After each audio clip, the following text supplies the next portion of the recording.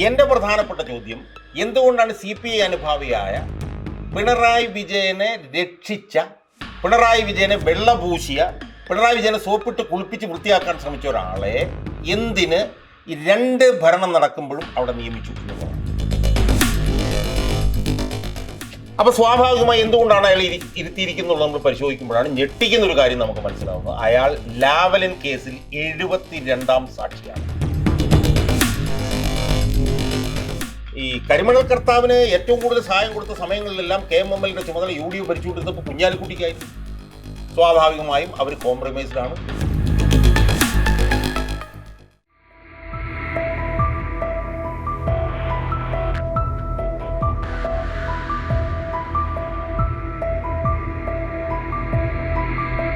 നമസ്കാരം. മാവേലി നാടുവാണിയിടും കാലം മനുഷ്യരെല്ലാവരും ഒന്നുപോലെ എന്നായിരുന്നു പഴയ ചൊല്ല്. ഇന്നിപ്പോൾ ഏകദേശം മാവേലിയെ പോലെ തന്നെ നീതിമാനും ധർമ്മിഷ്ഠനുമൊക്കെയായ ഒരു വ്യക്തിയാണ് കേരളം ഭരിക്കുന്നത്. പിണറായി വിജയൻ, സഖാവ് പിണറായി വിജയൻ. ചെയ്തു കൂട്ടാത്ത അഴിമതികളില്ല, ധൂർത്തുകളില്ല. പറഞ്ഞു മടുത്തിരിക്കുന്നു മാധ്യമങ്ങളും പൊതുജനങ്ങളും.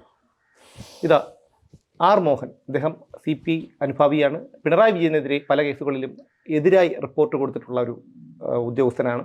അദ്ദേഹം ഇപ്പോൾ മുഖ്യമന്ത്രിയുടെ പേഴ്സണൽ സ്റ്റാഫ് അംഗമായി. അത് ഇന്നലെ ഷോൺ ജോർജ് ആ വിഷയം ഉയർത്തിക്കാട്ടിയിരുന്നു. അതുപോലെ തന്നെയാണ് KM എബ്രഹാം. അദ്ദേഹം ലാവലിൻ കേസിൽ പിണറായി വിജയനെതിരെ മൊഴി കൊടുത്തൊരു സാക്ഷി കൂടിയാണ്. അദ്ദേഹത്തെയും പിണറായി വിജയൻ വിരമിച്ച ശേഷം വീണ്ടും വലിയ ശമ്പളത്തിൽ ജോലി നൽകി, മറ്റാനുകൂല്യങ്ങളും നൽകി പാർപ്പിച്ചിരിക്കുകയാണ്. സാറിന് എന്താണ് ഇതിനെക്കുറിച്ച് പറയാനുള്ളത്? ഇത് രണ്ട് വിഷയങ്ങളെ സംബന്ധിച്ച് ഒരല്പം വിശദമായി പറയേണ്ടി വരും. ആർ മോഹൻ എന്ന് പറഞ്ഞൊരു ഉദ്യോഗസ്ഥൻ ഒന്നാം പിണറായി സർക്കാരിൻ്റെ കാലത്ത് അദ്ദേഹത്തിൻ്റെ പ്രൈവറ്റ് സെക്രട്ടറിയായി ഉണ്ടായിരുന്നു. ഇപ്പോൾ അദ്ദേഹം ഓഫീസർ ഓൺ സ്പെഷ്യൽ ഡ്യൂട്ടി എന്നുള്ള നിലയിൽ അദ്ദേഹം പ്രവർത്തിക്കുകയാണ്. അപ്പോൾ അതിൻ്റെ വിശദാംശങ്ങൾ നമ്മളൊന്ന് ചർച്ച ചെയ്യേണ്ടി വരും. അതുപോലെ തന്നെ ഡോക്ടർ KM എബ്രഹാം എന്ന് പറഞ്ഞാൽ മുഖ്യമന്ത്രി പിണറായി വിജയൻ്റെ ഒരു ഏറ്റവും അടുത്ത വിശ്വസ്തൻ, ഒരു ബ്ലൂ ഐഡ് ബോയ് എന്നൊക്കെ അല്ല, ഇനി പിണറായി വിജയന് വേണ്ടി ഭരണം നടത്തുന്നത് പോലും KM എബ്രഹാം ആണോ എന്ന് പറയേണ്ടി വരും. അപ്പോൾ ഇവരെ രണ്ടുപേരെയും കുറിച്ചിട്ട് നമ്മൾ വിശദമായി ഒന്ന് ചർച്ച ചെയ്യേണ്ടി വരും. ഇപ്പോൾ ഇന്നലെ ഷോൺ ജോർജ് അതുമായി ബന്ധപ്പെട്ട് കുറച്ച് കാര്യങ്ങൾ പുറത്തു കൊണ്ടുവന്നു. ലാവലിൻ കേസിൽ പിണറായി വിജയൻ അനുകൂലമായി റിപ്പോർട്ട് കൊടുത്ത ഒരാളാണ് പിണറായി വിജയൻ്റെ ഓഫീസിൽ ഇപ്പോൾ ജോലി ചെയ്യുന്നത് എന്നുള്ളൊരു സംസാരമാണ് ഷോൺ ജോർജ് കൊണ്ടുവന്നത്. യഥാർത്ഥത്തിൽ അത് വളരെ ഈ പറഞ്ഞ പോലെ ഉപരിപ്ലവമായി കാര്യങ്ങൾ അതിനെ കാണുന്നതിന് തുല്യമായിരിക്കും എന്നാണ് എനിക്ക് തോന്നുന്നത്. ഞാൻ ഈ വിഷയത്തിൽ യഥാർത്ഥത്തിൽ 3 വർഷം മുമ്പ് തന്നെ ഞാനൊരു വീഡിയോ ഇതുമായി ബന്ധപ്പെട്ട് ചെയ്തിരുന്നു. അപ്പോൾ അതിൻ്റെ വിശദാംശങ്ങൾ എന്താണെന്ന് ചോദിച്ചാൽ, ഈ ആർ മോഹൻ എന്ന് പറഞ്ഞ ആൾ ഇൻകം ടാക്സിൻ്റെ ഇൻവെസ്റ്റിഗേഷൻ വിഭാഗത്തിൻ്റെ പ്രധാനപ്പെട്ട ചുമതലക്കാരനായിട്ടുള്ള ഒരാളായിരുന്നു. അയാൾ എറണാകുളത്താണ് ജോലി ചെയ്തത്. കേന്ദ്ര ഇൻകം ടാക്സ് ഡിപ്പാർട്ട്മെൻറ്റിൽ ജോലി ചെയ്യുന്ന മലയാളിയാണ്. നളിനി നെറ്റോ എന്ന് പറഞ്ഞ മുഖ്യമന്ത്രിയുടെ പ്രിൻസിപ്പൽ സെക്രട്ടറിയുടെ സഹോദരനും കൂടിയാണ് ഈ ആർ മോഹൻ എന്നുള്ളതും കൂടി നമ്മൾ കണ്ടുകൊള്ളണം. അങ്ങനെ ഒരു ബന്ധമുണ്ട്, സാധാരണക്കാരനല്ല. അപ്പോൾ എനിക്ക് തോന്നുന്നു 2000ൻ്റെ തുടക്കത്തിലാണെന്ന് എനിക്ക് തോന്നുന്നു ശ്രീമൻ TP നന്ദകുമാർ, ക്രൈമിൻ്റെ എഡിറ്റർ, അദ്ദേഹം പിണറായി വിജയനുമായി ബന്ധപ്പെട്ടുകൊണ്ട് CDBT, അതായത് central bureau for direct taxes, CDBT എന്ന് പറഞ്ഞിട്ടൊരു കേന്ദ്ര ഗവൺമെൻറ് സ്ഥാപനമുണ്ട്. ആ സ്ഥാപനത്തിന് പിണറായി വിജയനെ കുറിച്ചിട്ടൊരു പരാതി കൊടുത്തു. ആ പരാതിയിൽ പ്രധാനമായും 4 കാര്യങ്ങളാണ് പറഞ്ഞിരുന്നത്. ഒന്ന്, പിണറായി വിജയൻ്റെ മകൻ ബെർമിംഗ്ഹാമിൽ പഠിച്ചിരുന്നപ്പോൾ ചിലവാക്കിയ പണത്തിൻ്റെ സ്രോതസ്. 2, പിണറായി വിജയൻ്റെ ഭാര്യയ്ക്ക് സിംഗപ്പൂരിൽ കമല എക്സ്പോർട്ടിംഗ് എന്ന് പറഞ്ഞിട്ടൊരു സ്ഥാപനമുണ്ട്, അതിൻ്റെ വിശദാംശങ്ങൾ. 3, ലാവലിൻ അഴിമതിയുമായി ബന്ധപ്പെട്ടുകൊണ്ട് ടെക്നിക്കാലിയ എന്ന് പറഞ്ഞിട്ടൊരു സ്ഥാപനം എന്ന് ചർച്ച ചെയ്യപ്പെടുന്നത് പിണറായി വിജയൻ്റെ ബിനാമിയാണോ അല്ലയോ എന്നുള്ളത്. 4, പിണറായി വിജയൻ്റെ വീടുമായി ബന്ധപ്പെട്ടിട്ടുള്ള കാര്യം. ഈ 4 കാര്യങ്ങൾ സംബന്ധിച്ച് ഒരു പരാതി CBDT, central bureau of direct taxes എന്നാണ്, അവർക്കൊരു പരാതി. അതുമായി ബന്ധപ്പെട്ട് ഹൈക്കോടതിയിൽ ഒരു കേസ് വന്നു ഈ വിഷയവുമായി ബന്ധപ്പെട്ട്. ആ വിഷയത്തിൽ ഇൻകം ടാക്സിലെ കമ്മീഷണർ ഇൻവെസ്റ്റിഗേഷൻ ആയിരുന്ന, ഇൻകം ടാക്സ് കമ്മീഷണറാണ് ഇൻവെസ്റ്റിഗേഷൻ്റെ ചുമതലയാണ്, ഈ ആർ മോഹനാണ് ഇതുമായി ബന്ധപ്പെട്ടുകൊണ്ട് ഒരു അഫിഡവിറ്റ് ഹൈക്കോടതിയിൽ സമർപ്പിച്ചത്. ആ അഫിഡവിറ്റിൽ പിണറായി വിജയനുമായി ബന്ധപ്പെട്ട് പറഞ്ഞ ഈ 4 കാര്യങ്ങളിലും പിണറായി വിജയനെ വെള്ളപൂശുകയാണ് ആർ മോഹനൻ ചെയ്തത്. അത് ഓരോന്നോരോന്നായി നമുക്കൊന്ന് എടുക്കാം. അപ്പോൾ പിണറായി വിജയൻ്റെ മകൻ ബെർമിംഗ്ഹാമിൽ പഠിച്ചപ്പോൾ ഉണ്ടായിട്ടുള്ള ചെലവ് സംബന്ധിച്ച് ഇയാൾ പറഞ്ഞത്, പിണറായി വിജയൻ്റെ മകൻ ഇവിടെ പഠിച്ചപ്പോൾ ഇങ്ങനെയൊക്കെ ആയിരുന്നു അതിൻ്റെ സ്രോതസ്. അതിനുശേഷം അയാൾ ഗൾഫിൽ ചെന്ന് വേറെ ചില സ്ഥാപനങ്ങളിലൊക്കെ ജോലി ചെയ്തു. അത് അയാളുടെ പൈസ കൊണ്ടാണ് അയാൾ പഠിച്ചത്. അതായത് സ്വന്തമായി സ്വയം പര്യാപ്തത നേടിയ ഒരു വ്യക്തിയാണ് പിണറായി വിജയന്റെ മകൻ എന്നാണ് പറയുന്നത്. എന്ന് പറഞ്ഞാൽ കേരളത്തിൽ അയാൾ പഠിച്ചപ്പോൾ ഇന്ന സ്ഥലത്തു നിന്നാണ് പൈസ അതിന്റെ സ്രോതസ്സിൻ്റെതാണെന്ന് പറഞ്ഞു. പക്ഷെ വിദേശത്ത് ചെന്ന് പഠിച്ചതിന്റെ സ്രോതസ്സിനെ കുറിച്ചിട്ട് ഒന്നുമേ പറയുന്നില്ല. അത് ഒന്നാമത്തെ കാര്യം. അപ്പൊ അവിടെ വെള്ളപൂശി.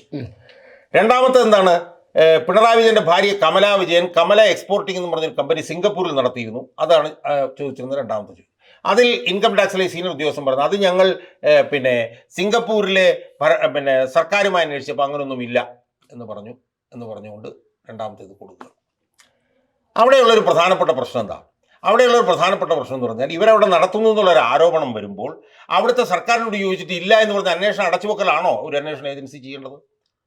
അവരങ്ങനെ നടത്തുന്നുണ്ടോ ഇല്ലയോ എന്ന് കണ്ടുപിടിക്കാനുള്ള എന്തുമാത്രം സംവിധാനങ്ങൾ കേന്ദ്ര ഗവൺമെന്റ് ഉണ്ട്. അതുപയോഗിച്ചുകൊണ്ട് അന്വേഷണം നടത്തുന്നതിന് പകരം അവിടുത്തെ സർക്കാരിനോട് ചോദിച്ചു, അതില്ല എന്ന് പറഞ്ഞു.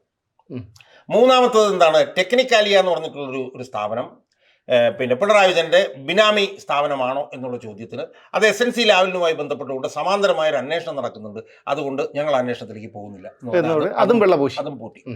അവസാനം പിണറായി വിജയന്റെ ഭാര്യയുടെ പിണറായി വിജയന്റെ കെട്ടിട നിർമ്മാണവുമായി ബന്ധപ്പെട്ടുള്ള ചോദ്യം. ആ ചോദ്യത്തിന് CPM-ഉം പിണറായി വിജയനും നൽകിയിരുന്ന ഒരു മറുപടി എന്താണെന്ന് വെച്ചാൽ അത് പൊളിച്ചു പണിതല്ല, അത് പുതുക്കി പണിതതാണ് എന്നുള്ളതാണ്. അതായിരുന്നു പിണറായി വിജയന്റെയും പാർട്ടിയുടെയും അദ്ദേഹത്തിന്റെ ആഡംബര വസതിയെ കുറിച്ചുള്ള വ്യാജ പ്രചാരണമാണെന്നൊക്കെ അതവിടെ നിൽക്കട്ടെ. അതിനെക്കുറിച്ചുള്ള ചോദ്യത്തിന് പറഞ്ഞത് എന്താണെന്ന് ചോദിച്ചു കഴിഞ്ഞാൽ അത് പൊളിച്ചു പണിതല്ല, പുതുക്കി പണിതതാണ് എന്നാണ്. മനസ്സിലായോ? അപ്പൊ ഈ 4 ആരോപണങ്ങളും പിണറായി വിജയനെ വെള്ളപൂശുന്നതാണെന്ന് പറയാൻ കാരണം എന്താണെന്ന് വെച്ചാൽ, ഒന്ന്, പിണറായി വിജയന്റെ മകനുമായി ബന്ധപ്പെട്ടുകൊണ്ട് വിദേശത്ത് അയാൾ ജോലി ചെയ്തപ്പോൾ ഉണ്ടാക്കിയ പൈസ സംബന്ധിച്ച് ഒന്നും ഇയാളുടെ റിപ്പോർട്ടിലില്ല.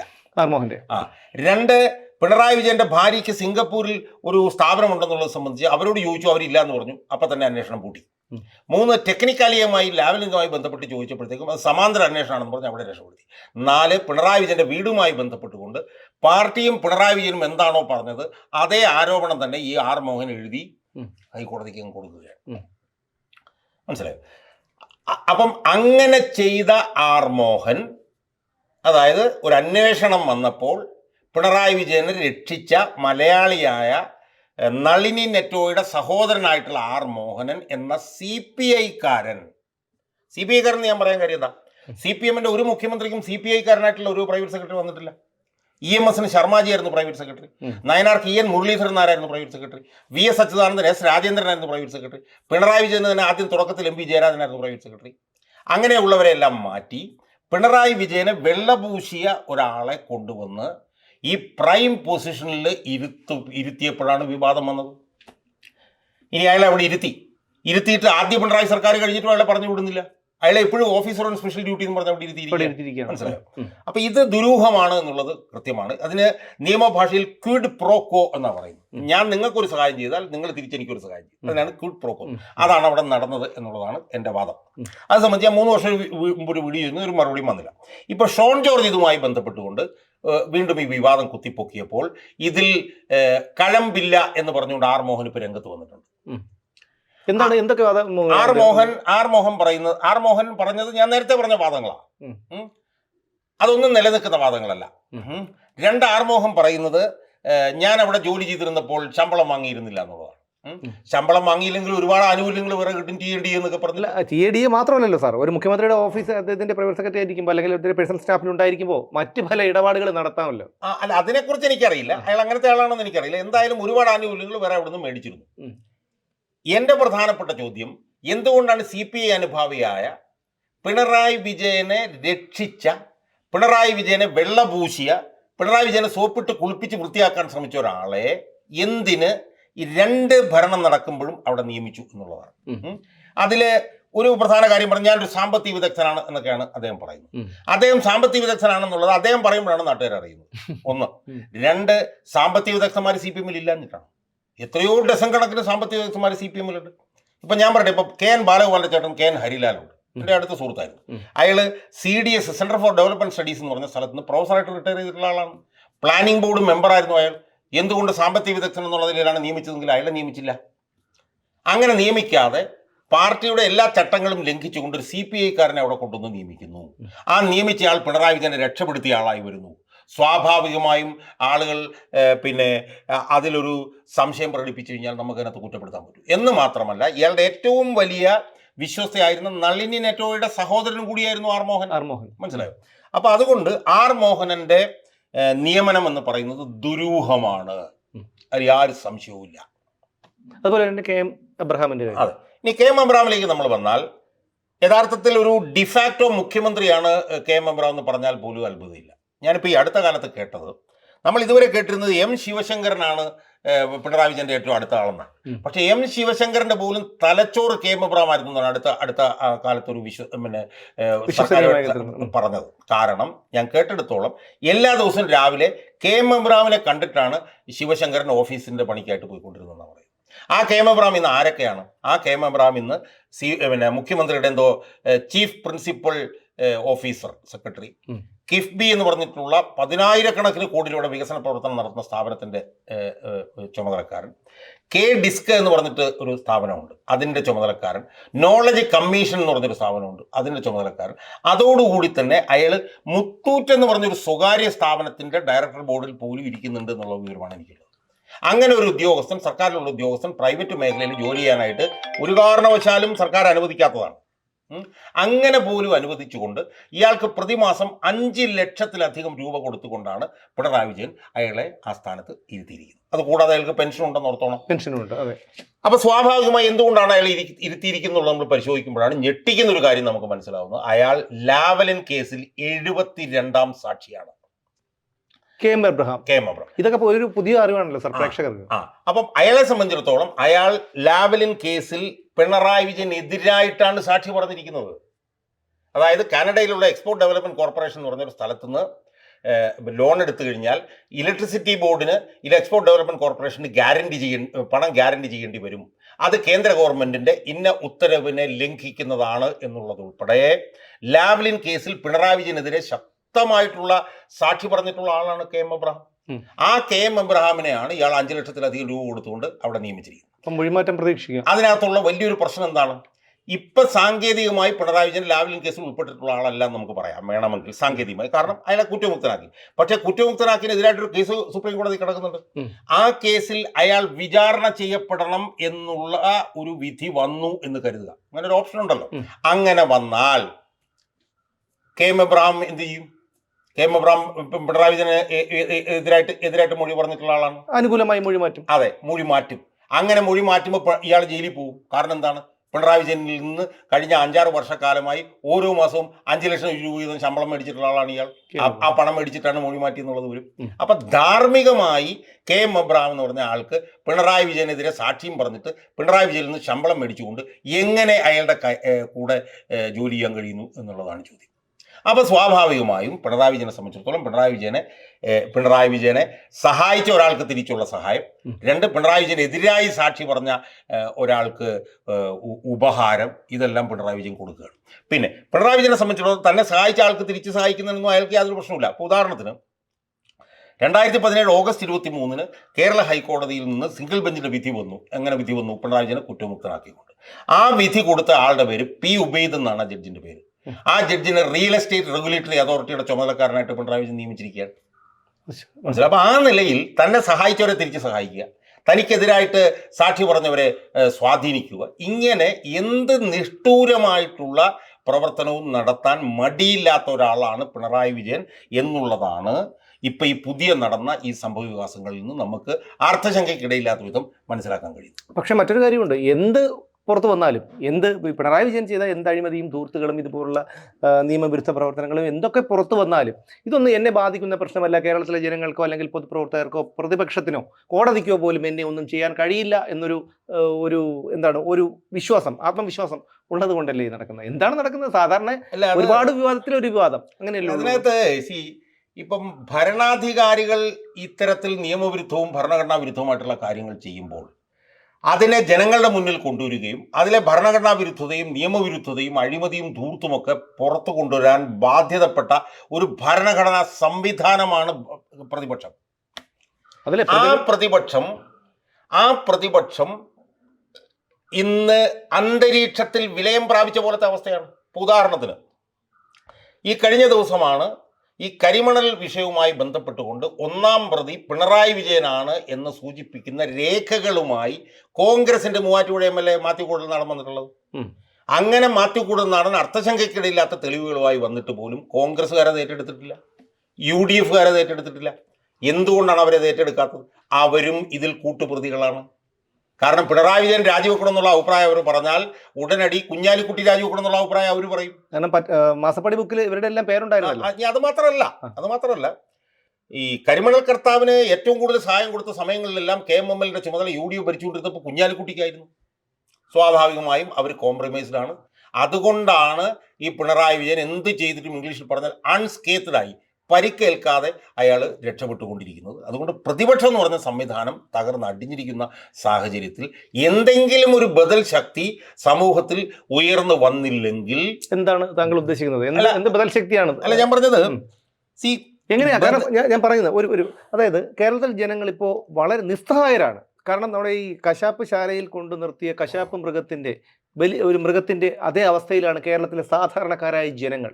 ഈ ജനങ്ങൾക്ക് എന്താണ് അവർക്കൊരു പ്രതീക്ഷ, അല്ലെങ്കിൽ അവർക്കൊരു മുന്നോട്ട് പോകാനുള്ള ഒരു പ്രചോദനം എന്താണ്? കാരണം മടുത്തിരിക്കുന്നു ജനം. അല്ല, ഇതിനകത്തുള്ളൊരു പ്രധാന കാര്യം എന്താണെന്നറിയോ സുമേഷ്? അതായത് ഈ മടുത്ത ജനത്തിനെ സംഘടിപ്പിക്കാൻ ഉത്തരവാദിത്വമുള്ള ആളുകൾ സമൂഹത്തിൽ പ്രത്യക്ഷപ്പെടണം, അല്ലെങ്കിൽ സമൂഹത്തിൽ ഉണ്ടാവണം. അങ്ങനെ ഉണ്ടായാൽ മാത്രമേ ഇതിനൊരു അറുതി വരുള്ളൂ.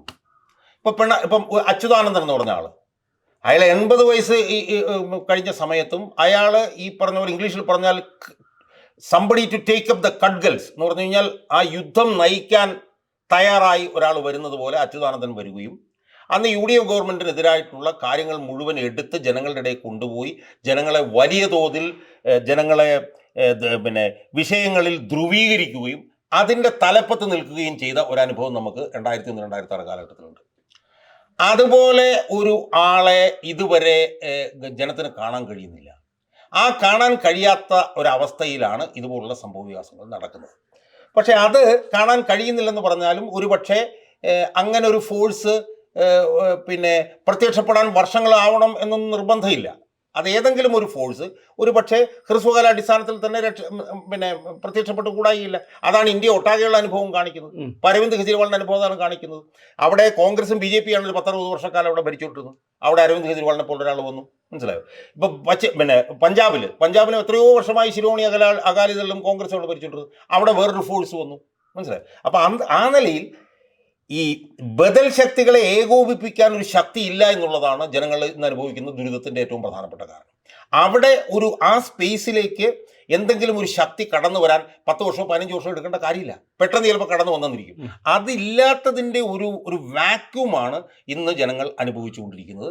അത്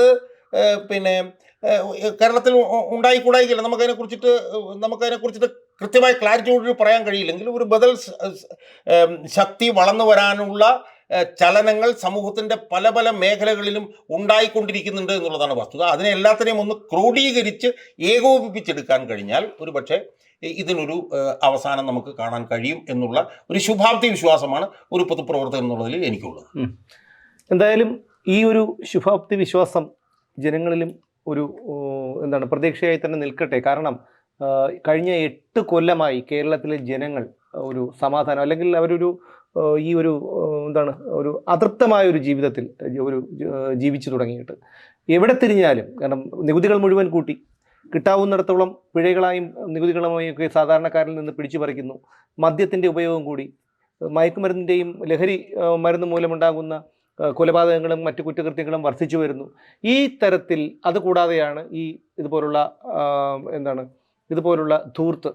മുഖ്യമന്ത്രിയുടെ ഭാര്യയ്ക്കും മുഖ്യമന്ത്രിക്കുമൊക്കെ ലക്ഷക്കണക്കിന് രൂപയാണ് പൊതുഖജനാവിൽ നിന്ന് ചിലവഴിക്കുന്നത്. 1600 രൂപ ക്ഷേമ പെൻഷന് വേണ്ടി വയോധികർ പിച്ചച്ചട്ടി എടുത്ത് തണ്ടുമ്പോഴും നടറോഡിൽ കസേരയിട്ട് ഇരിക്കുമ്പോഴുമൊക്കെ അതിനെയൊക്കെ നോക്കി പല്ലിളിച്ചുകൊണ്ട് ഞാൻ ഇനിയും ചെയ്യും, നിനക്കൊക്കെ എന്തു ചെയ്യാൻ കഴിയും എന്ന് ചോദിക്കുകയാണ് മുഖ്യമന്ത്രി കേരളത്തിലെ പൊതുജനങ്ങളോട്. എന്തായാലും ഇതിനൊരു മാറ്റം ഉണ്ടാകുമെന്ന് നമുക്കൊക്കെ പ്രതീക്ഷിക്കാം. അത്രമാത്രമേ ഇപ്പോൾ പറയാനുള്ളൂ.